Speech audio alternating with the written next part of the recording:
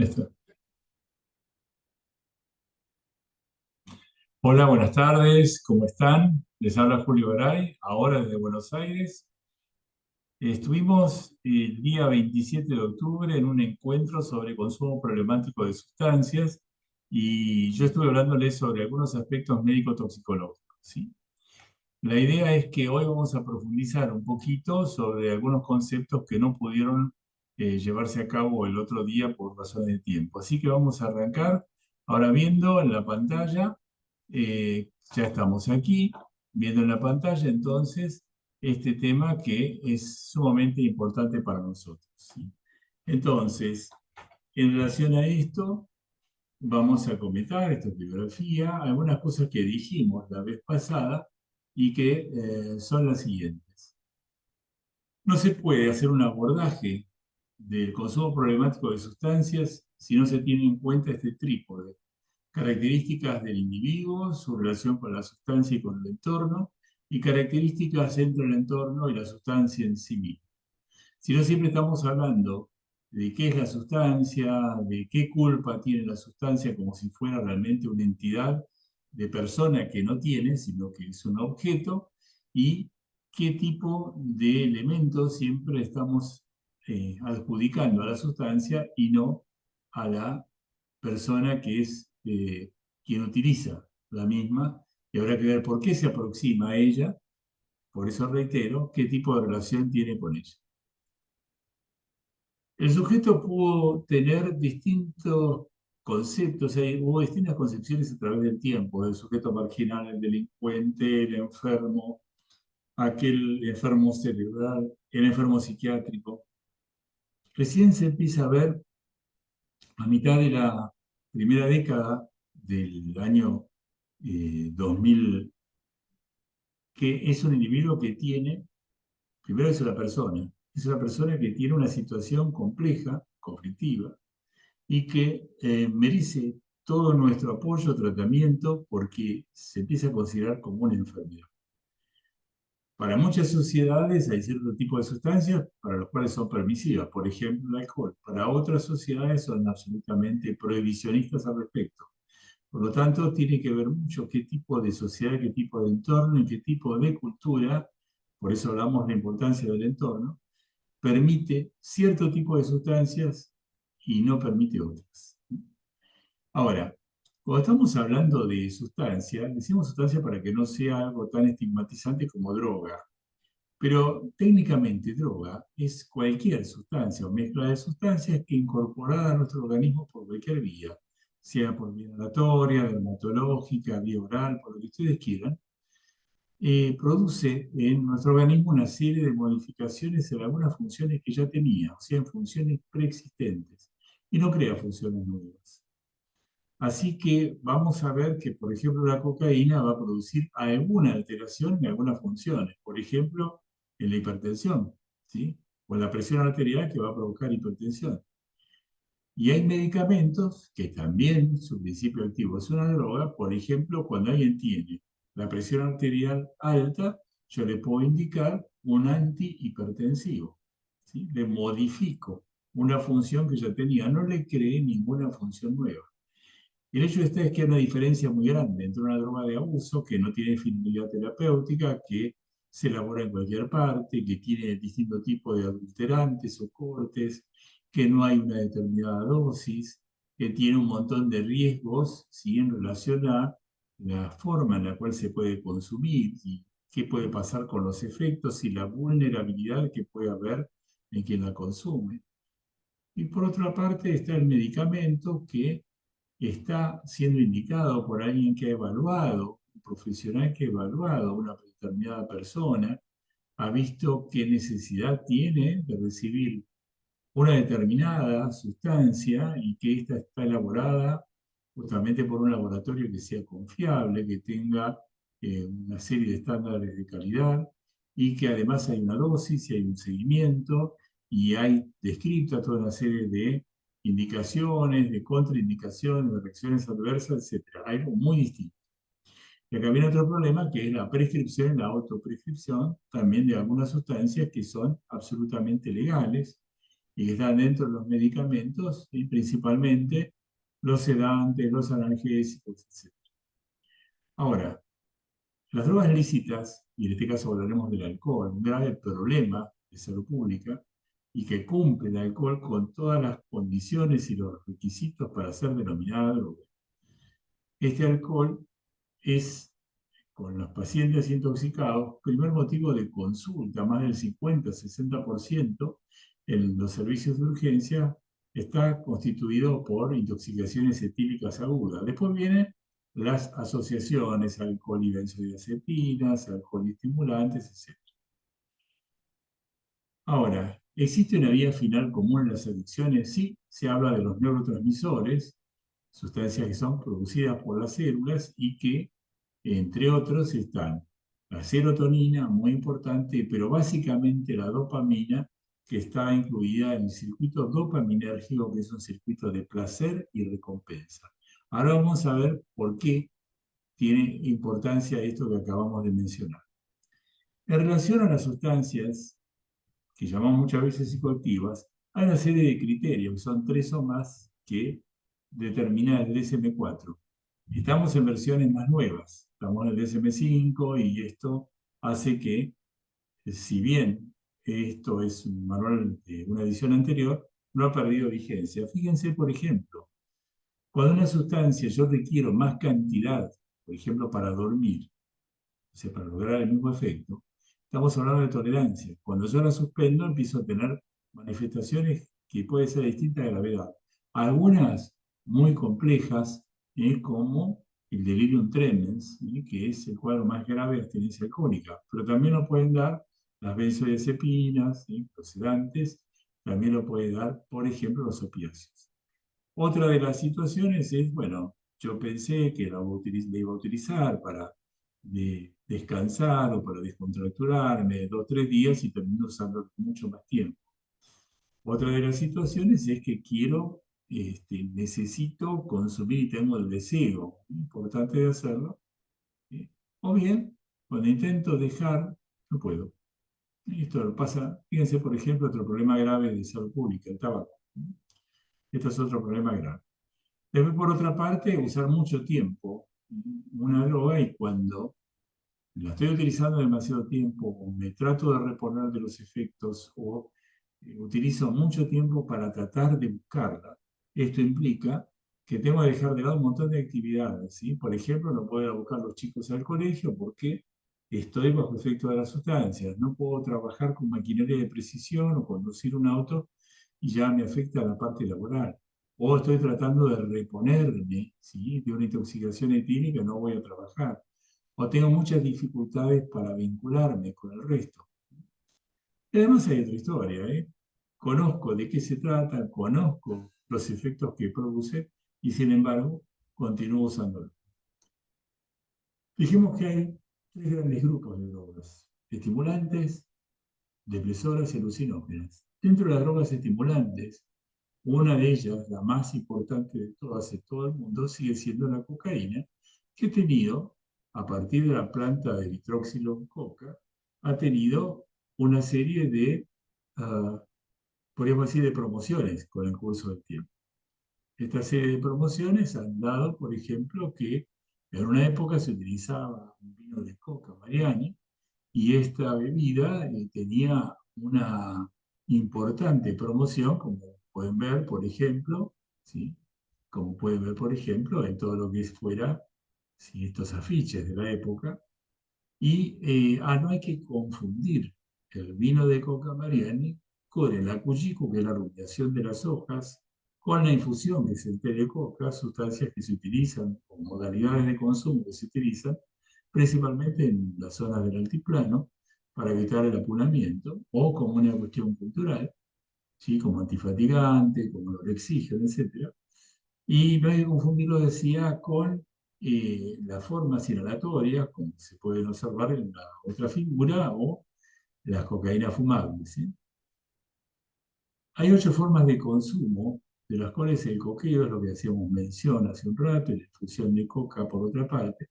Y fíjense que todas tienen distinto tipo de concentración, ¿sí?, de porcentaje de cocaína. Así es que aprovecho para decirles que de cualquier modo los metabolitos, principalmente la benzoileconina, está presente en la orina de aquellas personas que utilizan en forma de, ya sea de coqueo, de infusión o cualquier otra forma de consumo, son indistinguibles en cuanto calidad, pero no en cuanto cantidad. O sea, sabemos que son metabolitos de cocaína, ¿sí? Pero difieren obviamente mucho en la cantidad. La pasta base, que se utiliza, conocida como sulfato de cocaína, fíjense la variación importante que tiene de concentración de cocaína, lo mismo la base libre, lo mismo la cocaína fumable que tiene, como el Paco, que tiene muchísima cantidad de adulterantes y poca cantidad de cocaína en sí.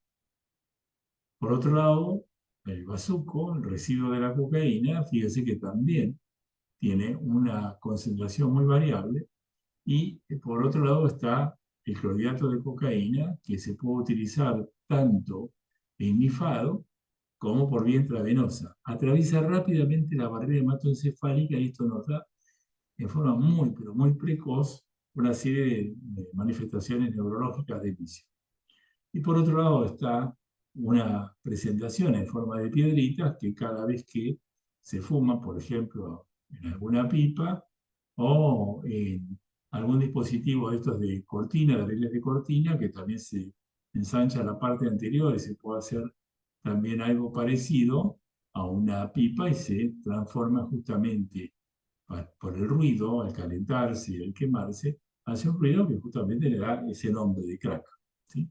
Esta es una publicación que aparece eh, en en el acta de bioquímica clínica norteamericana y que está hecha por el doctor Gamín, colaborando el doctor Guillermo Morán. La pasta base de cocaína es una cocaína fumable, como el crack, pero se obtiene en etapas previas, tiene efecto rapidísimo y en pocos segundos también cae ese efecto. Y da un síndrome simpático mimético, que esto es importante tenerlo en cuenta, un síndrome que va a generar mucha ansiedad y mucho deseo de volver a consumir, que es el craving, y después el agotamiento.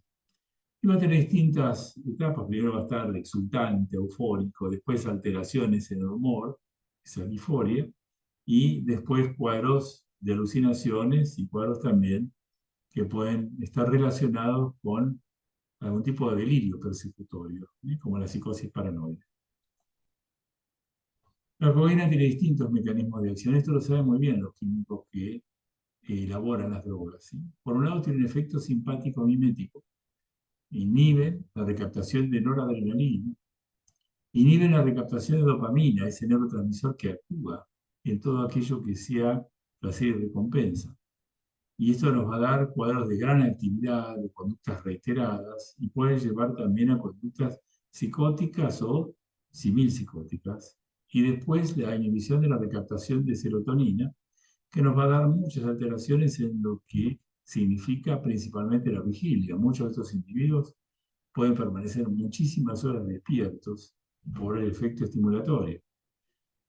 Otra de las situaciones es que el flujo de sodio está inhibido y esto en la célula va a provocar directamente la posibilidad de un efecto anestésico. Es importante esto para calmar el dolor y esto lo sabíamos de Sigmund Freud, que por ejemplo lo utilizó para el cáncer que tenía en el piso de la boca. Fíjense que estamos hablando de inhibición de recaptación. ¿Qué significa esto? Las células producen determinado tipo de sustancias, ¿sí?, que se llaman neurotransmisores, y que la cocaína estimula la salida de estas sustancias. ¿A dónde? Hacia el espacio que está fuera de la célula. Esto va después por la parte líquida de la sangre, por el plasma, y va a impactar en diferentes tipos de receptores sobre distintos tipos de células para dar los efectos que se esperan. Resulta que en cierto momento las células que quieren utilizar al máximo todo aquello que han producido y que no quieren que se pierda, tratan de recaptar.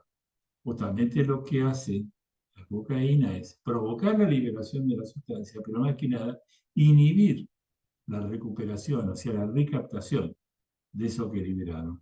Con eso queda más tiempo circulando para que se produzca, digamos, la actividad esperada. ¿Para qué es un síndrome? Si yo, por ejemplo, digo que se acerca una persona, yo voy a acercarme a un paciente y puedo percibir un olor particular, si por ejemplo un aliento etílico, un aliento cetónico de un diabético, que puedo percibir también que habla de una forma muy particular, por ejemplo, que tiene una disartria, que tiene una dificultad en la articulación de la palabra, que no puede escuchar bien, que además de eso puedo observar que tiene, por ejemplo, algunas manchas en la piel, o que tiene alguna dificultad en su deambulación, o puedo saber más o menos cuál es su probable peso y estatura. Quiere decir que estoy, a través de mi persona, que soy el observador, puedo detectar una serie de cosas. Toda esa serie de cosas que he dicho recién se llaman signos. Ahora, si este individuo me dice que tiene un ardor estomacal, que le duele una mano, ¿sí? Que le arde la piel, que le pica un ojo, pero me está relatando que tiene un síntoma. Síntoma es un síndrome, es decir, síntoma es una parte de un síndrome, porque un síndrome es un conjunto de signos y síntomas. Reitero, signo es todo lo que yo percibo como observador, síntoma es todo lo que me relatan que siento. En relación a esto, vamos a hablar del primer síndrome, que es el serotoninérgico. Recuerda que dijimos que la serotonina era inhibida la recaptación, o sea que abundaba fuera de la célula cuando yo consumía cocaína. Y esto va a producir una serie de alteraciones que pueden llevar a un cuadro leve, con diarrea, con aumento de ruidos hidroaéreos, son los que están en la panza, con aumento de la frecuencia cardíaca, con temblor, con un aumento de los reflejos de miembros inferiores, y todo esto puede aumentar hasta llevarlo al individuo a cuadros de alta temperatura, ¿sí? Hasta 40 grados, y puede superarlo después en los cuadros severos. Hipertensión arterial, las pupilas se dilatan, o sea que hay midriasis. Hay cronos, que es un movimiento muchas veces inagotable de los miembros inferiores, ¿sí? También puede ocurrir en los ojos. Y también hay mucha alteración en el estado mental, hay una agitación, en algún momento puede haber cierto cuadro de deterioro de la conciencia, puede haber hipervigilancia, delirio, y además hay mucha rigidez muscular y hay rabdomiólisis, que es destrucción de la masa muscular, lo que nos va a dar una insuficiencia renal aguda, es lo que figura ahí como IRA. También se va a producir alteraciones en la coagulación, es el fenómeno de CID, coagulación intravascular diseminada, y todo esto nos lleva a una falla multiorgánica, FMO, que puede llevar al individuo a la muerte. Hay mucha cantidad de sustancias que pueden provocar este síndrome cuando se consumen en forma excesiva, inapropiada. Muchos son psicofármacos, como los IMAO, que son los inhibidores de la monoaminoxidasa, los inhibidores de la recaptación de serotonina, la venlafaxina, la paroxetina, fluoxetina, citalopram, etc., los tricíclicos, imipramina, nortriptilina, doxepina, los estimulantes del sistema nervioso, ¿sí? La cocaína, el éxtasis, los alucinógenos, por ejemplo el LSD, algunas hierbas que también pueden llegar a tener cuadros de tipo alucinatorio, pueden llegar a provocarlo. Algunas sustancias como los opiáceos en general, y por otra parte, aquellas otras, fíjense en donde dice otros, por ejemplo, están algunas sustancias tan claras como el ritonavir, utilizada también en la medicación parecida, los antimaníacos como el litio, y algo que se utiliza muchísimas veces, que es la metoclopramida, ¿sí? El viejo reliberante de comercio. El síndrome simpático mimético, ¿qué es lo que vamos a tener? Todo para arriba. Hipertensión, aumento de la frecuencia cardíaca, de la temperatura, aumento de la destrucción de la masa muscular por convulsiones, y esto me puede dar insuficiencia renal aguda, pupilas muy grandes, ¿sí? Y por otro lado, un cuadro de gran ansiedad. Pusimos que el corazón está 1000, porque justamente puede llegar a tener muchos problemas cardiovasculares, ¿sí? Inclusive muchos de ellos fatales. ¿Quiénes la producen? Distintos tipos de anfetaminas, la cocaína, algunos descongestivos que son de uso frecuente, y por otro lado la cafeína, por ejemplo, la que está contenida en algunas bebidas, por ejemplo, las mal llamadas bebidas energizantes, porque son estimulantes, ¿sí? Y también la teofilina de gran utilización en problemas de tipo respiratorio. ¿Cómo hacemos el diagnóstico? Primero, a través del interrogatorio que nosotros llamamos anamnesis. Después el examen físico, que vamos a valorar si no tiene un síndrome simpático mimético que puede estar asociado a un serotoninérgico. Y esto nos va a llevar también a ver si tiene algún otro tipo de patología. Después laboratorio. El laboratorio que yo necesito de certeza se hace en orina y se puede hacer un laboratorio de tipo cualitativo, una reacción de color como la que se observa en estas figuras. Se hace rapidísimo, en pocos minutos. Y si no está el semi-cuantitativo, que no solamente me indica la presencia de la sustancia, sino también la cantidad que hay, principalmente de los metabolitos de la sustancia, ¿no? De lo que ya ha sido metabolizado y ha sido eliminado por el riñón. Después también están las imágenes que ahora vamos a ver. Y por otro lado hay un tema que figura allí, que es el delito agudo fatal por cocaína. Que este puede llegar a producirse básicamente cuando un individuo ha sido sujeto en forma inadecuada por mucho tiempo, se agrega también ciertas situaciones de estrés y este conjunto de situaciones lo puede llevar también a desarrollar cuadros de arritmias fatales y como bien lo indica su nombre, los pacientes generalmente van al órgano. Aquí hay algunas figuras que ya las vimos la otra vez, ¿sí? Sobre distintos tipos de lesiones.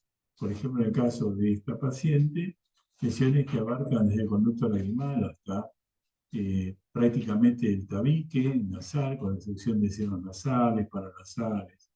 Habíamos visto también que se queda con lesiones gravísimas de paladar y por lo tanto hay que colocarle un paladar sintético para que pueda comer sin mayores complicaciones.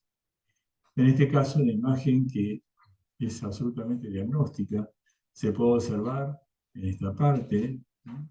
Todo lo que sea curvaturas del estómago y también parte del intestino donde hay una gran cantidad de envoltorios que generalmente contienen cerca de 10 gramos de cocaína y que al ser dañado alguno de estos, ya sea por el jugo gástrico, por el movimiento intestinal o porque quedan atrapados a nivel de un lugar que es el lugar donde termina el intestino delgado y comienza el grueso, ahí hay un anillo que se llama esfínter iliocecal y este anillo a veces impide que pase alguno de estos envoltorios y esto requiere cirugía urgente, si no, se muere.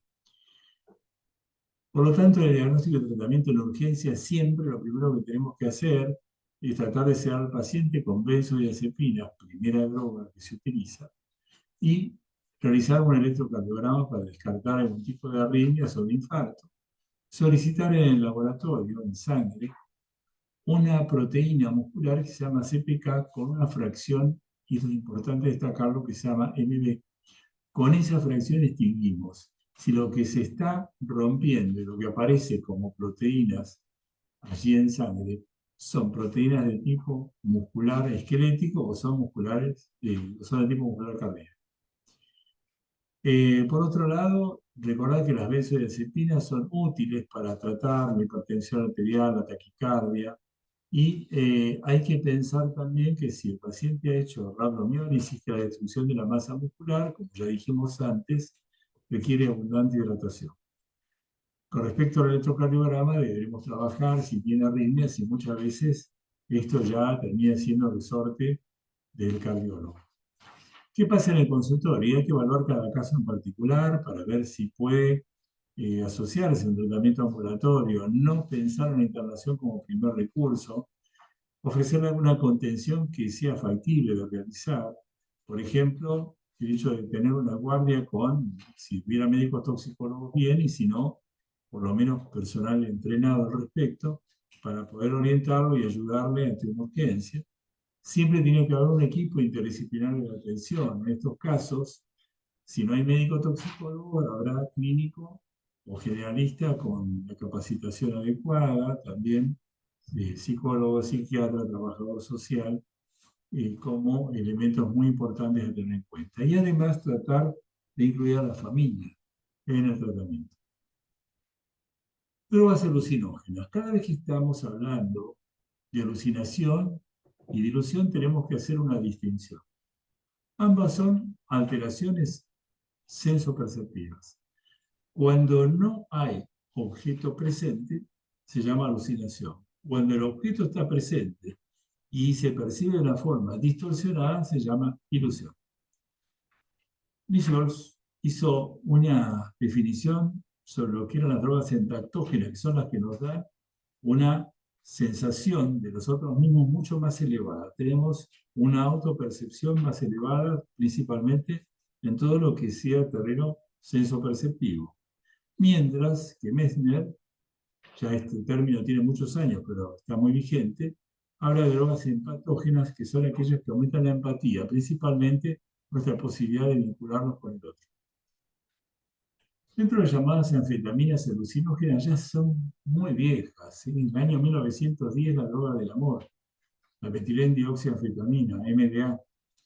Y en el año 1912 el éxtasis, la MDMA, metilendioximetanfetamina. Después ha habido otras más, ¿sí? Algunas con mayor o menor repercusión, pero el éxtasis se sigue consumiendo y lamentablemente bastante, porque va a producir un cuadro clínico principalmente de tipo simpático. Muy poco alucinógeno, pero sí un estimulante simpático mimético muy importante, que además de dar el cuadro simpático, va a provocar una sequedad importante de piel y mucosas, aumento de la temperatura, deshidratación que es severa, acompañada también de una pérdida de sodio, también severa. Atraviesa rápidamente membranas, se metaboliza en hígado y entre los 20 y 60 minutos, ¿sí?, inicia sus efectos. Hay que recordar que aproximadamente el 65% se elimina por orina, pero en forma completa tarda cerca de 48 horas para eliminarse, como reitero, en forma completa. ¿Qué hacemos como tratamiento? En primer lugar, tratar de sedar a este paciente con benzodiazepina. Si tuviera un cuadro de tipo alucinatorio, se agregan antipsicóticos, hidratarlo y mucho, ¿sí?, porque hacen fenómenos de destrucción de masa muscular. Trabajar mucho sobre lo que llamamos medio interno, principalmente sobre la disminución importante de sodio. Trabajar mucho sobre las arritmias cardíacas, también sobre lo que significa el exceso de temperatura corporal. Esa fiebre hay que manejarla principalmente con medios físicos, en los cuales se utiliza el hielo, en axilas, ingles, muñecas, y también se puede colocar una sonda nasogástrica y pasarle allí abuelada. Alcoholismo. El alcoholismo es un gravísimo problema de salud pública en nuestro país. Ya dijimos al principio que constituye el alcoholismo agudo entre un 50 y un 60% de motivo de consulta de casi todas las guardias, pues yo diría en todas las guardias del mundo, ¿sí? Aquí aparecen toda una serie de criterios diagnósticos del DSM-5 que solamente vamos a decir que los lean y que miren principalmente aquellos que yo marqué en color rojo, ¿sí?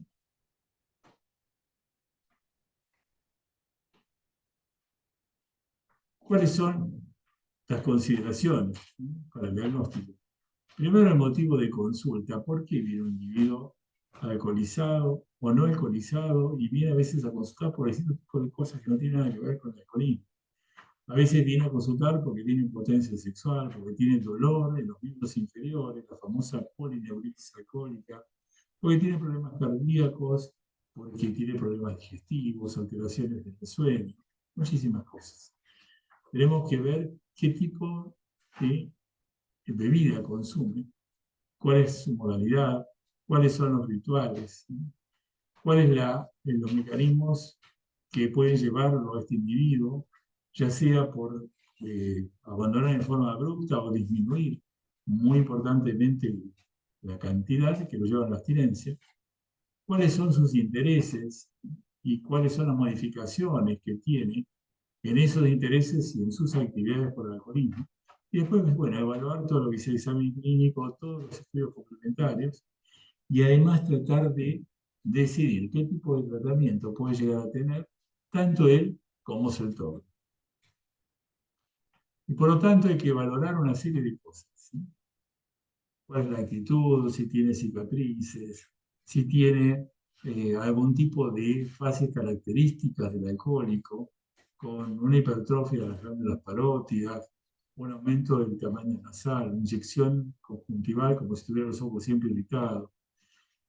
Se puede llegar a ver también allí que tiene un aumento del tamaño del hígado, del vaso, que también presenta ascitis, que puede presentar, ¿sí?, distintos tipos de problemas, entre otros, alteraciones de tipo hormonal, por ejemplo, la distribución de tipo feminoide en el vello pubiano en los varones, ¿sí?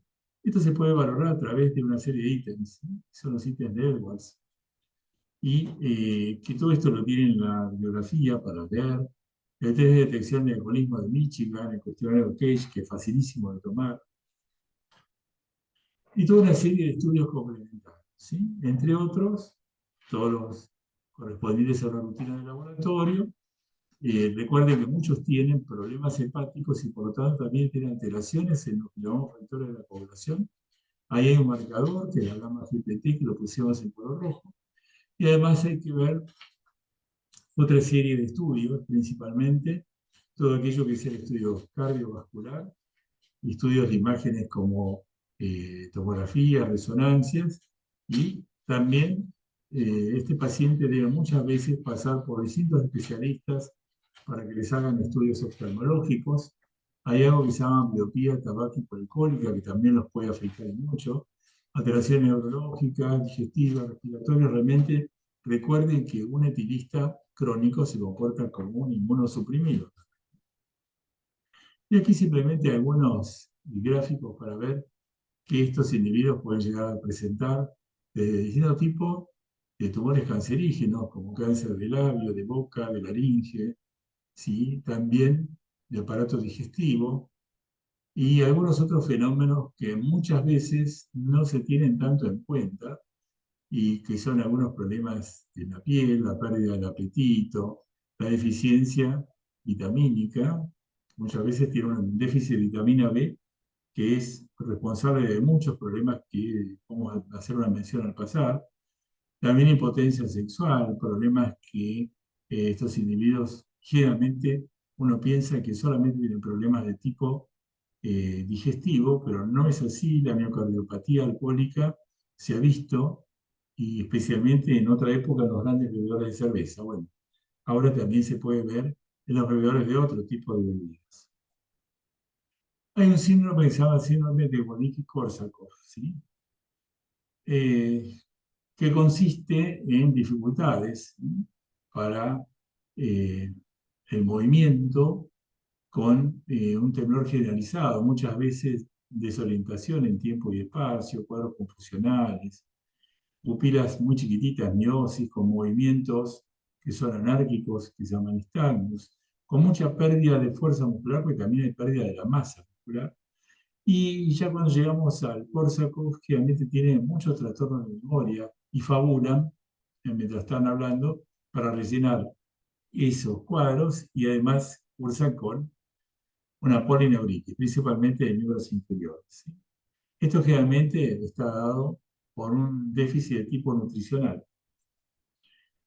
Hay una publicación en The Lancet, en este caso del año 2018, que habla sobre toda una serie de efectos que puede llevar al individuo a la demencia. El déficit de tiamina, que es la vitamina B, un efecto de tipo neurotóxico producido por el alcohol y también sus metabolitos, la encefalopatía hepática, etc. Y todos estos son elementos lamentablemente que se pueden llegar a modificar, y digo lamentablemente que no se modifica porque el individuo no atiende a la prevención de estos casos. Bien, hay muchas conductas de riesgo que son incidentes y accidentes. Los accidentes son prevenibles, en cambio los incidentes no, los cuales tenemos muchísimos, a nivel laboral, a nivel también social, también a nivel criminal, como por ejemplo los homicidios. ¿Qué se hace con respecto a un alcohólico crónico? Psicoterapia, tratamiento clínico médico, tratamiento psicológico y psiquiátrico, y hay una serie de medicaciones que se utilizan, como el acamprosato, que reduce el refuerzo negativo, que es ese malestar grave que se produce cuando hay abstinencia. Otro es la utilización de naltrexonas, que la naltrexona reduce ese refuerzo positivo, o sea, esa sensación de placer que produce el consumo del alcohol. Resulta que también reduce la disminución del efecto que se llama priming o priming, como quieran ustedes, que es el parar de beber, ese descontrol que tiene, tipo fondo blanco.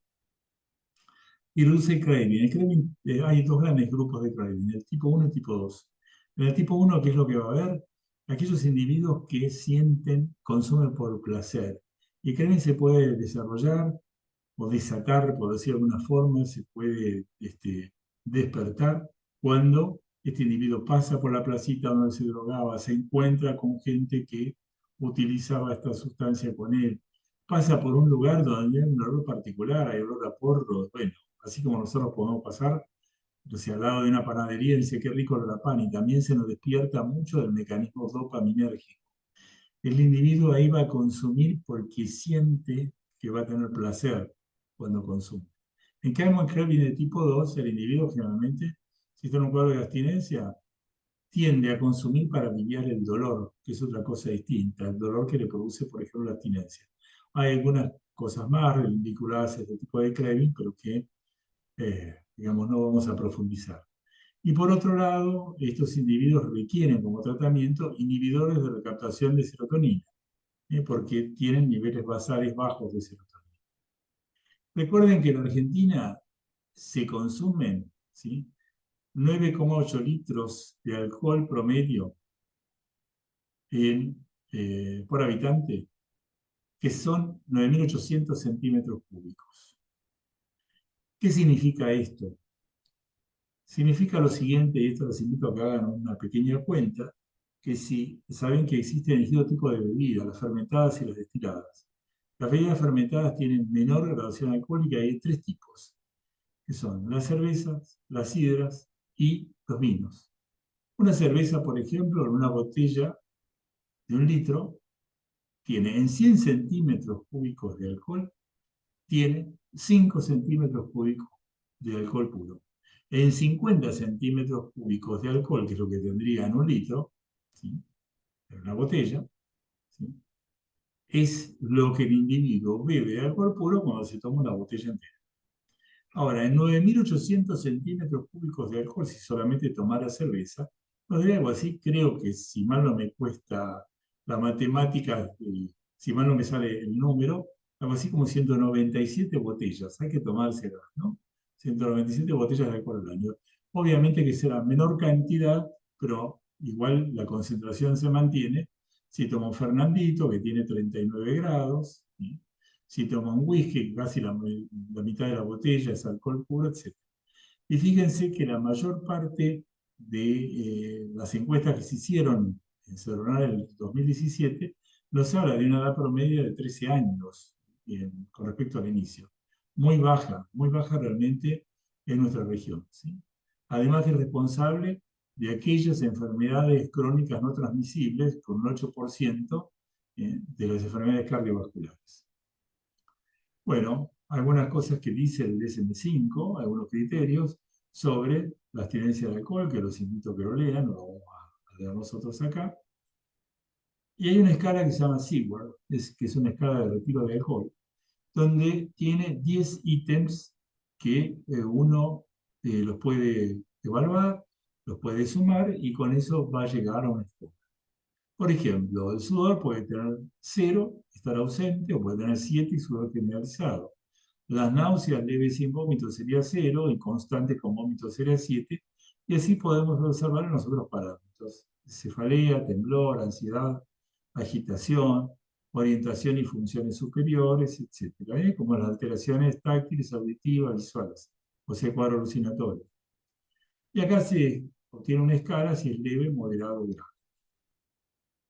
El tratamiento, las drogas de elección son las benzodiazepinas. Uno utiliza diazepam, que es el viejo Valium del comercio, y si tiene algún toque hepático, hay que utilizar lorazepam, ¿sí? Porque no tiene metabolismo hepático. Y hay una posibilidad de VIC, que VIC es una utilización de un dispositivo especial para que pueda llegar a regularse mejor el goteo. En relación a las convulsiones, siempre utilizar benzodiazepinas. Se pueden utilizar lo mismo para la agitación muy importante, también las benzodiazepinas. También se pueden utilizar para la hipertermia. Fíjense qué importantes que son. Pero olvidé decirles que VIC es la bomba de infusión continua, ¿sí? En relación también a la taquicardia se puede utilizar lo mismo, y si no, clonidina, que la clonidina también puede llegar a provocar una disminución importante de la tensión arterial. Para esa descarga simpática principalmente se puede utilizar beta bloqueantes y después, si aparecen cuadros alucinatorios, antipsicóticos, nunca como primera droga y siempre asociados a benzodiazepinas. Baja mucho el umbral convulsivo. Y después toda la reposición hidroelectrolítica, importante, tiamina, magnesio, y siempre hay que hacer seguimiento psiquiátrico, psicológico, con trabajador social, laboratorios, imágenes, etc. Finalmente, uno de los cuadros graves cuando la embarazada está consumiendo es el espectro alcohólico fetal. Y el más grave de todos es el SAF, el síndrome alcohólico fetal, donde los chiquitos pueden nacer con un retardo de crecimiento dentro del útero o en las etapas posteriores.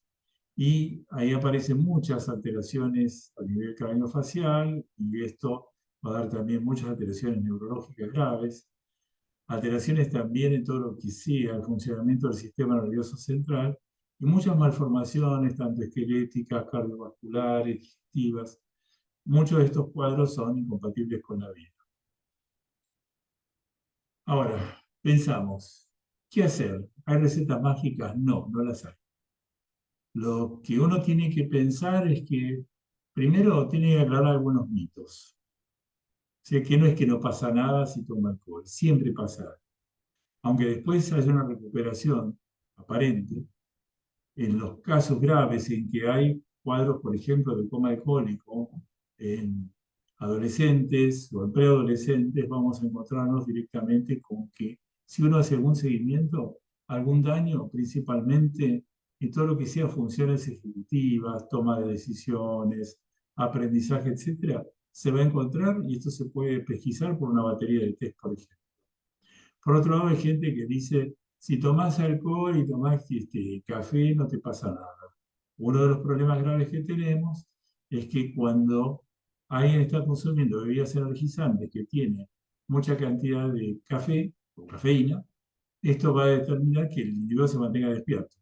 Y se mantiene despierto, entonces le va a provocar un retardo, digamos, de todo lo que sea el efecto depresor del alcohol. Cuando el tipo se cae al suelo, ya directamente lo que va a tener es un coma alcohólico de aquello, ¿sí?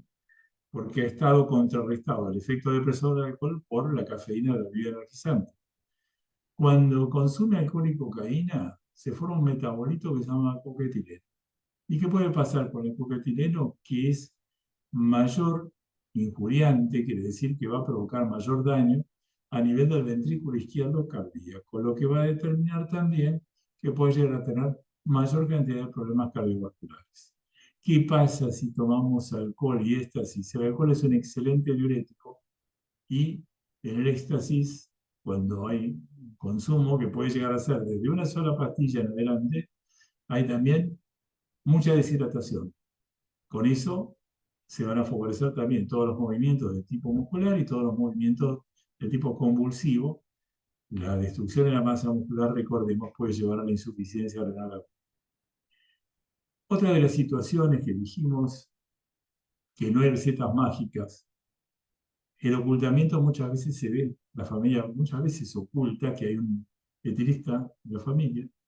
Hay sociedades que son sumamente permisivas y prácticamente es como ni siquiera se compadecen en ocultarlo, todo lo contrario, a veces es como si fuera algo maravilloso la cultura alcohólica, entre comillas, que tienen algunos individuos. Por otro lado, no hay que confundir a alguien que lamentablemente, bueno, ya sea una comida, una situación muy puntual, tiene una borrachera con un individuo que tiene un adicto, que tiene una situación de consumo, ya que se hace problemático, o sea que le trae muchos trastornos a nivel laboral, social, familiar, y que muchas veces hay determinado tipo de eh, ritmo y determinado tipo inclusive de rituales para el consumo. Por lo tanto, lo más importante de todo es que hay que reforzar el compromiso de todo el entorno inmediato, la familia, la escuela, que es muy importante, que a nivel educativo haya determinado tipo de campañas no para asustar, sino para informar. Que en el barrio, en las instituciones, que haya también una posibilidad de contención. Que lo importante no es asustar, lo importante es prevenir, para tratar de reducir la demanda y tratar de reducir que la gente tenga esa sensación de buscar determinado tipo de cosas, ya sea evitar problemas, ya sea la novedad, ya sea sociabilizar con otra gente y asociarse con esto al consumo. También estar con las antenas muy paradas con respecto a cuáles son los dispositivos disponibles. Porque muchas veces no se sabe qué es lo que hay en un lugar cercano y no sabemos a dónde derivar. Por otro lado, también tener en cuenta que hay tratamientos, y que no todos los tratamientos son farmacológicos, ni todos los tratamientos van a implicar que sean toda la vida, pero sí que cuanto más precoces sea, mucho mejor. Y hay que fortalecer todo lo que sean factores protectores, y no tanto insistir sobre los factores de riesgo. Y por lo tanto, inculcar mucho lo que sean proyectos de vida y hábitos saludables. Bueno, acá nos despedimos, acá le dejamos entonces una dirección de mail y bueno, muchísimas gracias.